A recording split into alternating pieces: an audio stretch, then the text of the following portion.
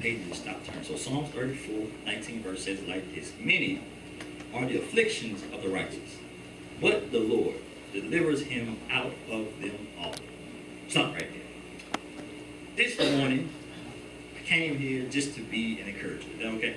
Mm-hmm. All right. So if you see me wearing pink, you see some other people wearing pink, you know this month is Breast Cancer Awareness Month. Amen? Amen. Amen. If you know somebody that's been affected by breast cancer, maybe someone else, you heard of someone being affected by breast cancer. We just thank God for all that he's doing, all that he has done for those persons dealing with breast cancer. Amen? Amen. Amen. So I'm going to encourage you just a little bit. And this may be for a breast cancer survivor or somebody dealing with breast cancer, or it may be just for you and your situation, but I just came to encourage you this morning. Is that all right? All right. All right. I ain't going to be up here long, giving you a fair warning. So if you're going to say amen, shout, do something like that, you better hurry up, because I ain't going to be here long.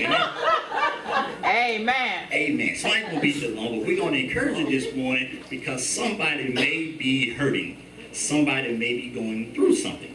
And we learn from the experience of life that when you're hurting, when you're going through something, we all have had that experience at some point. At some point, you've had something that has shook you, shaken you, rocked your foundation, something that has put you in a situation where you've been scared. Somebody even said you were scared a little bit. See, we've all been in that situation, and some of us have been shaken to the core so much that it forced you to call on Jesus. My God. Some of us have been forced, because we ain't want to, but we've been forced to cry out to Jesus. Some of us have been literally knocked down to our knees, forced to pray to Jesus when we didn't even want to. But see, you don't even have to be deep on this one. I don't even need your Greek and your Hebrew for this one. You ain't got to be deep on this one. I just need the testimony.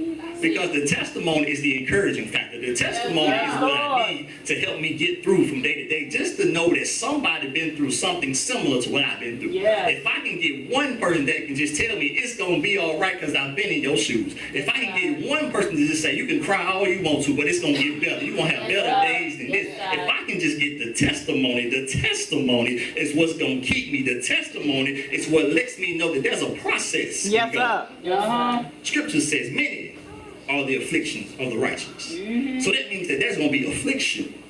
And then there's going to be a time of deliverance. Because the scripture says, many are the affliction of the righteous, but the Lord delivers them out of them all. So that means at some point, I'm going to start off with affliction. Yes, sir. I'm going to end with deliverance, but there's a middle ground here. There's a process that has to take place. That's why it's so important for me to have the testimony. Because in the process, what I need is somebody to give me that testimony to let me know that in the process it's going to be all right. Because in the process is when I want to give up. In the process is when I'm getting ready to throw in the towel. So I need the testimony to help me in the process. Because in the process, I need somebody to tell me, you know what, I was where you were. Yes, sir. Because I was wondering when am I coming out of this? Yes. If I'm coming, how am I coming out of this? When? What's taking you so long, Jesus, to get me? This is why I need the encouragement, because in the beginning, I don't need the encouragement. In the end, I need this middle process. This is where I need the testimony. Because see, in the middle ground, in the process, that's when you start getting real with God. That's when you start quoting back scripture to him like he don't know scripture, like he ain't the one that gave you the scripture in the first place. And you start talking to God. You're like, look, God, you said that if I be strong and courageous and don't leave me nor forsake. That's when you get real with God. You start pulling out all kinds of scriptures that you done read in Sunday school and all kinds of stuff. And you say, God, you said that your anger was only but for a moment. But the favor of you, God, is my life. And weeping may endure for a night. But joy, because this is when you start getting real with God, because in that middle process, in that process area, in that middle ground is where I really need the testimony. This is why we really need somebody to encourage me. If you had somebody that's dealt with breast cancer, this is why I need somebody's testimony. Yes, sir. To say that I survived this. I came out of this. And so you may not be dealing with breast cancer, but I need somebody that need a job that can say, you know what, I've been where you've been. I need somebody dealing with some bad kids to say, you know what, I've been where you've been. I need somebody that's dealing with a headache from church folk that can say, I've been where you've been. It gets better than this. Y'all don't want to be rich, okay? You gotta be rich, all right? Because see, this is where you understand that God has a process according to scripture. His ways are not our ways. Neither are his not our. So just because I feel like it's time for deliverance, that don't necessarily mean that he feel I got to go now. Because see, we have to remind ourselves who we are in God. Even in our encouraging stage, even when we're encouraging ourselves like David did, we got to remind ourselves and not forget who we are in God. You cannot forget that you are a child of God, that you are loved by God. And the scripture says that because he loves you, he disciplines those whom he loves. So just because you feel like it's time to come out, don't necessarily mean that it's time on his time for you to come out. Because his ways are not our ways, neither are his thoughts our thoughts. Scripture says, we're dealing with Psalms 34:19. Many are the afflictions of the righteous, but the Lord delivers them out of them all. Somebody say all. Oh. This is what I like to call the right affliction. If you can be honest with yourself, some stuff you needed to go through. My God. Yes. Be honest with yourself this morning. Some stuff we needed to deal with. We talked last week about the narrow road and the broad road. See, sometimes I need to go through something to bring me back to this narrow road. Yes, sir. Because if I would have kept doing what I thought was best, if I kept doing what I thought was getting me somewhere, I would end up on the broad road, leading to the road of destruction. But sometimes I need a little bit of affliction to get me back in line with God.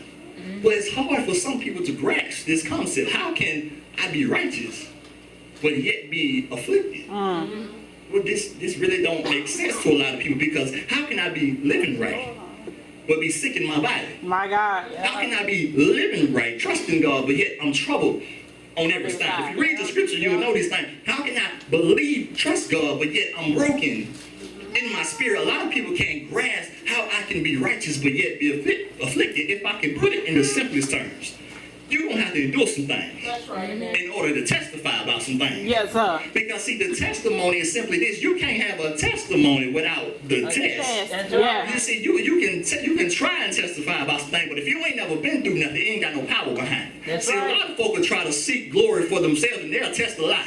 Y'all come on. Say that Because again. they want an amen from somebody. They want you to shout and do some stuff. A lot of people will tell a big lie in church, up here in the front, on Sunday service when they try to give devotional. A lot of folk will test a lie. Test the lie. But ain't nobody getting delivered from it, because God ain't getting the glory. That's See, right. when you seeking glory for yourself, you can't get no honor out of that. God wants all the glory. Yep. He deserves all the glory. Therefore, when you testify about the goodness of the Lord, that's why folk get delivered. That's why folk come out of their situation. That's why folk are getting healed, because it's the testimony that helps me when I'm in the process stage. Yep. Because God gets the glory. But watch this. Somebody is going to draw strength from your struggle. Yes. Somebody is going to draw strength from your testimony. Yep. The encouragement of your story is going to help somebody else who's already in the process stage. Because you're going to tell somebody else how God brought you through, how God took you through. And as we read in the scripture, many are the afflictions of the righteous, and some people are under the assumption that simply because I'm saved, my salvation shields me from struggle. Come on now. Don't never get saved in here and expect me to stand here and tell you that it's going to be all right from here on Come out. on now. That Tell the truth. That ain't for real. That ain't what it That's is. right. Truth of the matter is, because you are saved, Right. your struggle 9 times out of 10 about to get a little bit rougher. Yep. If I can be honest this morning. Yeah. Because see, what you need to understand is that just because you are righteous don't necessarily mean that you're not going to be afflicted, because affliction can make you better. Yep. Paul prayed 3 times, said, take this thorn away from me, and God, he said, no. Nothing. Affliction can make you better. Affliction can improve you. Affliction can keep you in line with God. Affliction can help you and somebody else come out. That's good. The difference is, the affliction of the righteous, we have a promise that goes along with it. The affliction of the righteous, scripture says, many are the affliction of the righteous, but the Lord delivers them out of all. We have a promise that goes along with our affliction. My affliction is short-lived. A lot of people don't understand. See, a lot of people just don't want to go through at all. Come on. Yeah. But see, you have to understand, when you're dealing with God, my affliction is short-lived. It may seem long to you just because you're in the middle of a storm.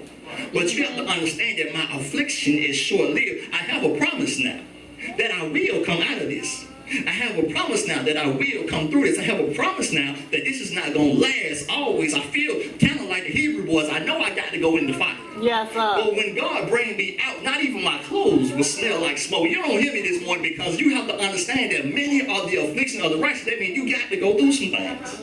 I'm about to go now because I'm done. All my notes is already gone, so I got to wing it from here on out. I need you to My understand. God. There's Praise a promise. Jesus. for you, a promise of deliverance. There's a promise that you're coming out. There's a promise that you're coming out of the affliction, but you're in the process stage. So now here's the challenge. Your faith will be tested. Your faith is going to be tested. You're going to feel like giving up. You're going to feel like throwing in the towel. You're going to feel like, I don't believe God like he said he was going to bring me out because he ain't done it yet. But what I need you to understand this morning is that the same way you got to but God in your spirit, the same way you got to praise God in your spirit, the same way you got to bless God, glorify God, the same way you got to praise in your shana now, you got to put it yet in your vocabulary. Because just because I ain't came out yet don't mean that he ain't going to do it. Just because I'm dealing with something right now don't mean that he ain't going to do it. Just because I'm jobless now, just because my health jacked up now, just because my family ain't acting right now, it don't mean that he ain't going to do it. It just simply means he ain't done it yet. Because many are the afflictions of the righteous, but the Lord delivered them out of them all. If I get in this middle stage, I understand that deliverance is still coming, but I'm still in my yet stage. I'm still trusting and holding on. Old school used to say, I'm yet holding on. I'm holding on to his unchanging hand. I'm holding on to the belief that he's the same God yesterday, today, and forevermore. And I don't care what you're going through. I don't care how big your problem is. I don't care how small your problem is. I don't care how long it takes for you to come out. He ain't done it, but he just ain't done it yet. I don't care how it feels. I do not care how it looks. I don't care what people say. I don't care what your doctor say. I don't care what your lawyer has said. I don't care if you prayed for baby mama and she still ain't acting right. I don't care if you've been praying for baby daddy and he still ain't acting right. What I'm trying to tell you is it don't mean that he ain't gonna do it. Just simply mean he ain't done it yet. So if you ain't catch nothing else this morning, you better get a yet in your spirit. I wish I had a breast cancer survivor that had to deal with the houses. I wish I had a breast cancer survivor that had to shave off their head. You say, you know what, I'm going through some things. Don't mean that I ain't coming out, just ain't came out yet. Bald-headed and all, I just ain't came out yet. Rocking my pink, but I just ain't came out yet. Don't mean that I ain't gonna go through some things. Don't mean that I ain't gonna lose some weight. Don't mean that folk ain't gonna look at me funny. Folk ain't gonna talk about me. Don't mean folk ain't gonna judge me. It just means I ain't came out yet. And if I can hold on to my yet, if I can trust God in my yet, he will deliver me according to his word, according to his scripture. I remember Moses and the children of Israel walked across the Red Sea on dry land. And when they got to the other side, they saw the enemy coming after them on the same dry land. And they began to become afraid. But I just need you to know that even though you see your enemy coming, don't mean that God ain't going to deliver. He just ain't done it yet. The scripture says that he took the same sea that they walked across on dry land, where they had a wall on the left side, wall on the right side, and the scripture says that he caused the walls to collapse and caused the enemy to drown. He said, the very same enemy you were scared of, you will see them no more. I need you to understand that just because you see the enemy attacking, just because you see the enemy coming after you, don't mean that he ain't finna deliver, just ain't done it yet. Sometimes you gonna have to sweat a little bit. Sometimes you gonna have to cry a little bit, but it don't mean he ain't gonna deliver. Just ain't done it yet. I remember there was a man named Job. Scripture says he was upright and blameless in all his ways. Oh, what the scripture say? Many are the affliction of the what? Of the righteous. An upright man in all his ways. Lost all his money. Lost his children, his family. His wife was acting crazy. All this stuff was going on. Friends turned against him. And I remember Job. He said, though he slay me, yet will I try. I got to go now. I remember there was a scripture of a woman who had an issue with blood. And it said she was every doctor that she ever known. And spent every dime that she ever had. And the scripture said she had to press her way through a crowd because she heard that Jesus was on the scene. And even though I'm sick in my body, I found enough strength to fight my way through this crowd. Said I ain't got to him yet. But when I get to him, I will be made whole. When I get to him, I will be healed. I don't know about nobody else, but if you ever been sick in your body, it don't feel good, it don't look good, you don't like what you're going through, but it don't mean I ain't coming out. Just ain't came out yet. So I need you this morning. If you ain't catch nothing else, you better get a yet in your spirit. The same way you got a good God, praise God, glorify God, put a yet in your spirit. God bless you.